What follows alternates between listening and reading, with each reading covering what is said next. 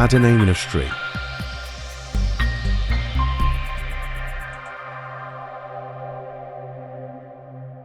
കണ്ണുകളടയ്ക്കാൻ പ്രാർത്ഥിക്കാം. പരിശുദ്ധനെ സ്വർഗീയ രാജാവേ, വീണ്ടും കർത്താവിൻ്റെ വചനമായി അല്പസമയിരിപ്പാൻ ദൈവം ചെയ്ത വിലപ്പെട്ട ഭാഗ്യത്തിനായി ഞാൻ ദൈവത്തെ സ്തുതിക്കുന്നു. എൻ്റെ ശബ്ദം കേൾക്കുന്ന സകലരെയും കർത്താവിൻ്റെ കരങ്ങളിൽ തരുന്നു. ഈ വചനം എല്ലാവർക്കും ഒരു അനുഗ്രഹമായി, വിടുതലായി, നന്മയായി മാറട്ടെ. യേശു സംസാരിക്കും, ഞങ്ങൾ കേൾക്കുന്നു. യേശു നാമത്തിൽ തന്നെ. ആമേൻ, ആമേൻ. ഈ ശബ്ദം കേൾക്കുന്ന എല്ലാവർക്കും വീണ്ടും വരുന്ന യേശുക്രിസ്തുവിന്റെ നാമത്തിലുള്ള സ്നേഹവന്ദനങ്ങളെ അറിയിക്കുന്നു. മത്തായിയുടെ സുവിശേഷം 13-ാം അധ്യായം വായിക്കുമ്പോൾ അതിനകത്ത് കർത്താവായ യേശുക്രിസ്തു ഒരു വിതയ്ക്കുന്ന കർഷകന്റെ അല്ലെങ്കിൽ വിത്ത് വിതയ്ക്കുന്ന 4 സ്ഥലത്ത് വിത്ത് വിതയ്ക്കപ്പെട്ടതിനെ കുറിച്ച് മത്തായിയുടെ സുവിശേഷം 13-ാം അധ്യായം അതിൻ്റെ 1 മുതൽ ആ ഒരു അധ്യായം 23 വരെയുള്ള വാക്യങ്ങൾ വായിക്കുമ്പോൾ ആഴമേറിയ തിരുവചനങ്ങളാണ് അതിനകത്തുള്ളത്. ദൈവത്തിന് സ്തോത്രം. ഒരു വിത്ത് വിതയ്ക്കാൻ ഒരു മനുഷ്യൻ പോകുന്നു, 4 സ്ഥലങ്ങളിൽ വിത്ത് വിതയ്ക്കുന്നു. സ്തോത്രം. 1 വഴിയരികെ വീണു, അത് പറവകൾ വന്ന് തിന്നു കളഞ്ഞു. ചിലത് പാറസ്ഥലത്ത് ഏറെ മണ്ണില്ലാത്തടുത്ത് വീണു, മണ്ണിന് താഴ്ചയില്ലാതെങ്കിൽ ഇല്ലായികയാൽ ക്ഷണത്തിൽ മുളച്ചു വന്നു. സൂര്യൻ ഉദിച്ചാറെ ചൂട് തട്ടി വേറെ ഇല്ലായ്മ കൊണ്ട് ഉണങ്ങിപ്പോയി. മറ്റു ചിലത് മുള്ളിനിടയിൽ വീണു, മുള്ളു മുളച്ചു വളർന്ന് അതിനെ ഞെരുക്കിക്കളഞ്ഞു. മറ്റു ചിലത് നല്ല നിലത്ത് വീണു, 100, 60, 30 മേനിയായി വിളഞ്ഞു. കേൾപ്പാൻ ചെവിയുള്ളവൻ കേൾക്കട്ടെ. സ്നേഹിതരെ, ഈ ശബ്ദം കേൾക്കുന്ന താങ്കൾ ഒരുപക്ഷെ യേശുവിനെ കണ്ടുമുട്ടി കർത്താവിൽ ചെയ്യുന്ന ഒരാളായിരിക്കാം. ഒരുപക്ഷെ ഇതുവരെ യേശുവിനെ കണ്ടുമുട്ടാത്ത ആളായിരിക്കാം. ഒരുപക്ഷെ യേശുവിനെ കണ്ടുമുട്ടി ആരാധിച്ചുകൊണ്ടിരുന്നു, എന്നാൽ ചില പ്രശ്നങ്ങളുടെ നടുവിൽ പിന്മാറിപ്പോയ ആളായിരിക്കാം. ചിലപ്പോൾ പള്ളി പോകുന്നുവെങ്കിലും ജീവിതത്തിനകത്ത് ഒരു മാറ്റമില്ലാതെ മുള്ളിനകപ്പെട്ട അവസ്ഥ, പാറപ്പുറത്ത് വീണ അവസ്ഥ, വഴിയരിയിൽ വീണ അവസ്ഥ, അതിലായിരിക്കാം താങ്കൾ പോകുന്നത്. എന്നാൽ ഒരുപക്ഷെ ഇതിൽ കേൾക്കുന്നവർ ചിലപ്പോൾ 100 മേനി ഫലം നൽകുന്നവരായിരിക്കാം. ദൈവത്തിന് സ്തോത്രം. ഈ വചനം കേൾക്കുമ്പോൾ എല്ലാവരും ദൈവം തൊടട്ടെ. ദൈവത്തിന് സ്തോത്രം. ഇവിടെ 4 ഭാഗത്ത് വിത്ത് വിതയ്ക്കുവാനായി വിത്ത് വീഴുകയാണ്. ദൈവത്തിന് സ്തോത്രം. ഓരോ ഭാഗത്തും വീഴുമ്പോൾ അതിൻ്റെ വ്യത്യാസങ്ങളുണ്ടായി.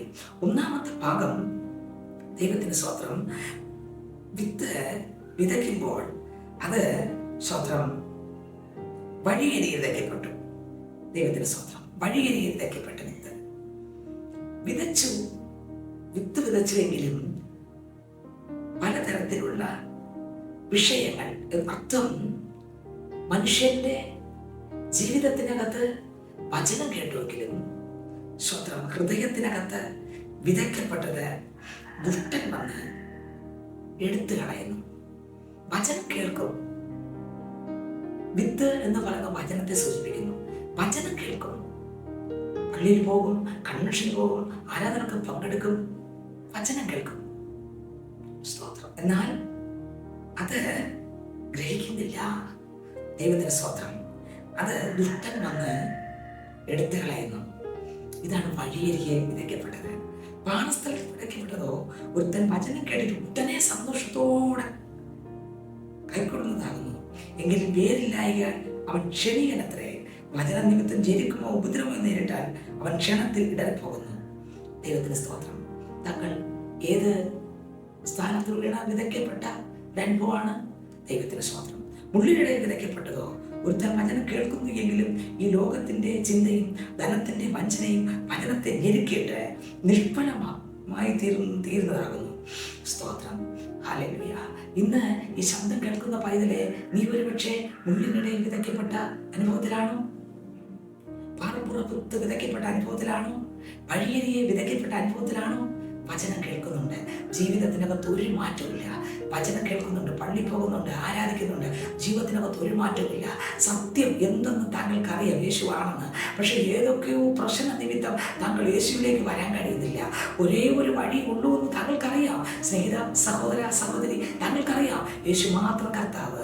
യേശുവിനെ രക്ഷകനായി സ്വീകരിക്കാതെ, പാപം വിട്ടുതിരിയാതെ ഒരിക്കലും, സത്യത്തിലും ആത്മാവിലും ആരാധിക്കാതെ ഒരിക്കലും കർത്താവിൻ്റെ മകനായി മകളായി മാറാൻ പറ്റുകയില്ലെന്നും ആ സ്വർഗത്തിൽ പോകാൻ പറ്റുകയില്ലെന്നും താങ്കൾക്കറിയാം. പക്ഷെ ഏതോ ഒരു വിഷയം താങ്കളെ ഞെരുക്കുകയല്ലേ, താങ്കളെ തകർത്ത് കളയല്ലേ. ഈ സമയം വചനം കേട്ടുകൊണ്ടിരിക്കുമ്പോൾ നിങ്ങൾ ചിന്തിക്കാം, ഏതാണ് എന്നെ തകർക്കുന്ന വിഷയം? സ്തോത്രം. വീണ്ടും നമ്മൾ വചനം ധ്യാനിക്കുമ്പോൾ സ്തോത്രം, നല്ല നിലത്ത് വിതയ്ക്കപ്പെട്ടത് അത് 100 മേനി ഫലം കൊടുക്കുന്നു.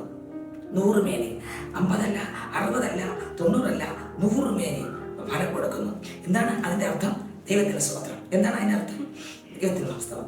മർക്കോസ് സുവിശേഷം അതിൻ്റെ 4-ാം അധ്യായം 20-ാം വചനം വായിക്കുമ്പോൾ, മർക്കോസ് 4:20 വായിക്കുമ്പോൾ, നല്ല മണ്ണിൽ വിതയ്ക്കപ്പെട്ടതോ വചനം കേൾക്കുകയും അംഗീകരിക്കുകയും ചെയ്യുന്നവൻ തന്നെ.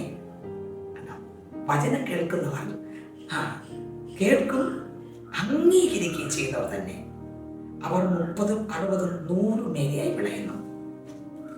സഹോദര, സഹോദരി, താങ്കൾ വചനം കേൾക്കുന്നെങ്കിലും അംഗീകരിക്കാനുള്ള മനസ്സില്ല. യേശു കർത്താവെന്ന് കേൾക്കുന്നെങ്കിലും അംഗീകരിക്കാനുള്ള മനസ്സില്ല.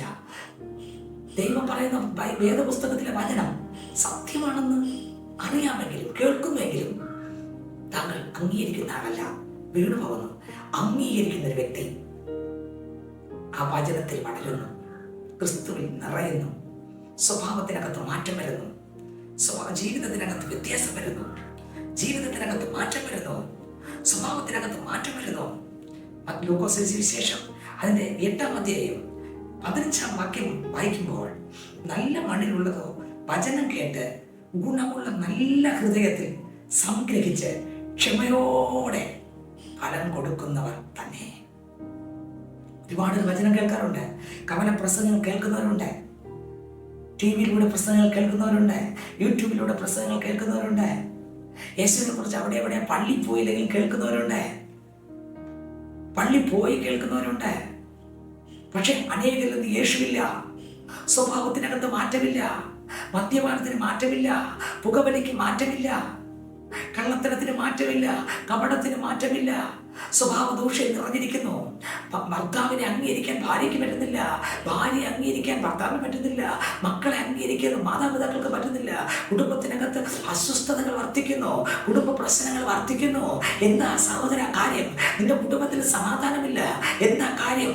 വചനത്തെ കേൾക്കുമ്പോൾ അത് അംഗീകരിക്കാനുള്ള മനസ്സില്ല. അത് താഴ്മയോടെ കേട്ട് നല്ല ഹൃദയത്തിൽ സംഗ്രഹിച്ച്, ഗുണമുള്ള നല്ല ഹൃദയത്തിൽ സംഗ്രഹിച്ച് ക്ഷമയോടെ ഫലം കൊടുക്കാൻ ആ വചനത്തിന്റെ മുൻ വീട് കിടക്കുന്നില്ല, നല്ല നിലമാക്കി ഉടച്ചു കൊടുക്കുന്നില്ല. പാപത്തെ ഏറ്റുപറഞ്ഞ് രക്തത്താൽ കഴുകൽ പ്രാപിച്ച് യേശുവേ എന്നോട് സംസാരിക്കണമേ എന്ന് പറഞ്ഞ് ദൈവത്തിന്റെ മുമ്പിൽ വിട്ടുകൊടുക്കുമ്പോൾ ദൈവം നമ്മുടെ ഹൃദയത്തിനകത്ത് വചനം എന്ന വിത്ത് ഇടുകയും അത് കേൾക്കുകയും ക്രിസ്തുവിലുള്ള ആത്മാവിന്റെ ഫലങ്ങൾ, ഗലാത്യർക്ക് ലേഖനം 5-ാം അധ്യായം വായിക്കുമ്പോൾ ആത്മാവിന്റെ ഫലങ്ങളെ കുറിച്ച് കൊടുത്തിട്ടുണ്ട്. സ്തോത്രം. യേശുവിന്റെ കൃപ ഒരു വ്യക്തിയുടെ അകത്ത് വന്നാൽ, യേശു ഒരാളിനകത്ത് വന്നാൽ ഫലത്താൽ അവരെ തിരിച്ചറിയാം. ഫലത്താൽ തിരിച്ചറിയാം. അവരുടെ സ്വഭാവത്തിനകത്ത് വ്യത്യാസം വരും, അവരുടെ ജീവിതത്തിനകത്ത് വ്യത്യാസം വരും. എന്നെ കേൾക്കുന്ന, എന്റെ ശബ്ദം കേൾക്കുന്ന പൈതലെ, നീ യേശുവിനെ ആരാധിക്കുന്ന ആളാണോ? നിന്റെ ജീവിതത്തിനകത്ത് വ്യത്യാസമുണ്ടോ? നിന്റെ നോട്ടത്തിനകത്ത് വ്യത്യാസമുണ്ടോ? നിന്റെ കുടുംബജീവിതത്തിനകത്ത് വ്യത്യാസമുണ്ടോ? എന്നും പ്രശ്നമാണോ? ചീത്ത വിളിക്കുന്ന ആളാണോ? മദ്യപിക്കുന്ന ആളാണോ? ലഹരിയുടെ അടിമയാണോ? സ്വന്തം യേശുവിനെ അംഗീകരിക്കാത്ത ആളാണോ താങ്കൾ? യേശു മാത്രം കർത്താവെന്ന് അറിഞ്ഞിട്ടും കവലകളിൽ പ്രസംഗം കേട്ടിട്ടും ദേശത്ത് പലയിടത്ത് പ്രസംഗം കേട്ടിട്ടും അതിനെ കാണുമ്പോൾ തന്നെ ചിരിച്ച് പുച്ഛിച്ചു പോകുന്ന ആളാണോ? സ്തോത്രം. യേശു നിന്നെ സ്നേഹിക്കുന്നു. നിനക്ക് വേണ്ടി ഒരുവൻ 2000 വർഷങ്ങൾക്ക് മുമ്പ് മരിച്ചു. നീ അറിയുന്നുണ്ടോ? നീ കളിയാക്കുമ്പോഴും നിന്നെ സ്നേഹിക്കുന്ന ഒരു ദൈവമുണ്ട്, നീ അറിയുന്നുണ്ടോ? നീ പരിഹസിക്കുമ്പോഴും നിന്നെ അറിയുന്ന, നിന്നെ മനസ്സിലാക്കുന്ന ഒരു ദൈവമുണ്ടെന്ന് നീ അറിയുന്നുണ്ടോ? സ്തോത്രം. ഹല്ലേലൂയ. എന്റെ ശബ്ദം കേൾക്കുന്ന പ്രിയ പൈതലേ, യേശു ഒരാളിന്റെ അകത്ത് വന്നാൽ ആളിനെ മാറ്റം വരും. നിന്റെ ജീവിതത്തിൽ യേശു വന്നിട്ടുണ്ടോ? മാറ്റം വന്നിട്ടുണ്ടോ? നോട്ടത്തിൽ, ചിന്തയിൽ, അകത്ത് പുറത്ത് മാറ്റം വന്നിട്ടുണ്ടോ? രഹസ്യത്തിൽ ഒരു ജീവിതം, പരസ്യത്തിൽ ഒരു ജീവിതം, പള്ളിയിൽ ഒരു ജീവിതം, സമൂഹത്തിൽ മറ്റൊരു ജീവിതം. പാടില്ല. പാപം, പാപം. നമുക്ക് യേശുവിന്റെ വചനത്തിന്റെ മുമ്പിൽ വീഴാം. നമ്മെ തന്നെ കർത്താവിന്റെ സന്നിധി കൊടുത്തിട്ട് പറയാം, കർത്താവേ എന്നെ ഒന്ന് ഉണ്ടാക്കണമേ, എന്നെ ഒന്ന് പണിയണമേ, നല്ല പാത്രമാക്കി എന്നെ ഒന്ന് മാറ്റണമേ. യേശുവേ അപ്പാ, എന്നെ ഒന്ന് ഉടച്ച് പണിത് അങ്ങയുടെ പൈതലാക്കി മാറ്റണമേ. നല്ല നിലത്ത് വിതയ്ക്കപ്പെട്ടതോ 30, 60, 100 പേരെ കേൾക്കുന്ന വചനം സ്വീകരിച്ച് നെടുമ്പാടെ മുട്ടുമടക്കി ആ പാപത്തിൽ നിന്ന് രക്ഷപ്പെട്ട് ദൈവവചന പ്രകാരം ജീവിക്കുവാൻ ഏൽപ്പിച്ചു കൊടുക്കുന്ന വ്യക്തി അല്പമല്പം വളർന്ന് ആത്മാവിൽ നിറഞ്ഞ് പാപത്തെ ജയിച്ച് ക്രിസ്തുവിന്റെ സ്വഭാവങ്ങളാൽ നിറഞ്ഞ് അവരിലൂടെ യേശുവിനെ മറ്റുള്ളവർ കാണും. സ്നേഹിത, നിങ്ങളിലൂടെ യേശുവിനെ മറ്റുള്ളവർ കാണുന്നുണ്ടോ? ഇല്ലെങ്കിൽ ഒന്ന് സമർപ്പിക്കാം. യേശുവിനെ രക്ഷകനായി സ്വീകരിക്കുന്ന ആളാണോ താങ്കൾ? എന്നാൽ ഇന്ന് ഈ കേട്ടുകൊണ്ടിരിക്കുമ്പോൾ യേശുവിന്റെ ഉള്ളത്തിനകത്ത് വരണമേ, എൻ്റെ പേര് ജീവപുസ്തകത്തിൽ എഴുതണമെന്ന് പ്രാർത്ഥിക്കാം. കണ്ണുകളടയ്ക്കാം, നാം പ്രാർത്ഥിക്കാം. പരിശുദ്ധനെ സ്വർഗീയ രാജാവേ, ഈ ആഴമേറിയ തിരുവചനങ്ങൾക്കായി സ്തോത്രം. കേട്ട എൻ്റെ പ്രിയപ്പെട്ടവരെ ദൈവകരങ്ങൾ തരുന്നു. എല്ലാവരെയും ഏത് വ്യക്തിയായാലും ശരി കർത്താവേ, അവരുടെ വിഷയത്തിനെല്ലാം പരിഹാരം ഉണ്ടാകട്ടെ. നല്ല നിലത്ത് വീണ വിതയ്ക്കപ്പെട്ട വിത്തുകളാക്കി കർത്താവ് കേൾക്കുന്ന വചനം ജീവിതത്തിനകത്ത് മാറ്റം വരട്ടെ, സ്വഭാവത്തിനകത്ത് മാറ്റം വരട്ടെ. രഹസ്യത്തിലും പരസ്യത്തിലും ക്രിസ്തുവിന് പ്രസാദമുള്ള ഒരു പൈതലായി മാറട്ടപ്പാ. എല്ലാവരുടെ മേലും യേശുവിന്റെ രക്തം ഒഴുകി പാപത്തെ കഴുകി ശുദ്ധീകരിക്കണമേ. കുഞ്ഞാട് രക്തത്താൽ കഴുകി ശുദ്ധീകരിക്കണമേ. ഇനി മുതൽ യേശുവിനായി ജീവിക്കാൻ സഹായിക്കണപ്പാ. കർത്താവ് രക്ഷിക്കപ്പെടാത്തവരെല്ലാവരും രക്ഷിക്കപ്പെടട്ടെ. ഈ ശബ്ദം കേൾക്കുന്ന എല്ലാവരെയും അടിയിൽ ബ്ലസ് ചെയ്ത് പ്രാർത്ഥിക്കുന്നു. ഒരു വ്യക്തി നഷ്ടപ്പെടാതെ സ്വഭാവത്തിനകത്ത്, ജീവിതത്തിനകത്ത്, കുടുംബത്തിനകത്ത് എല്ലായിടത്തും ക്രിസ്തുവിനെ വെളിപ്പെടുത്തുന്നവരായി മാറട്ടെ. സ്വർഗം അങ്ങനെ ചെയ്തിരിക്കുക. സ്തോത്രം യേശുവിൻ നാമത്തിൽ തന്നെ. ആമേൻ, ആമേൻ, ആമേൻ. God bless you. ദൈവം എല്ലാവരും ധാരാളം അനുഗ്രഹിക്കട്ടെ. ആമേൻ, ആമേൻ, ആമേൻ. Subscribe to my channel.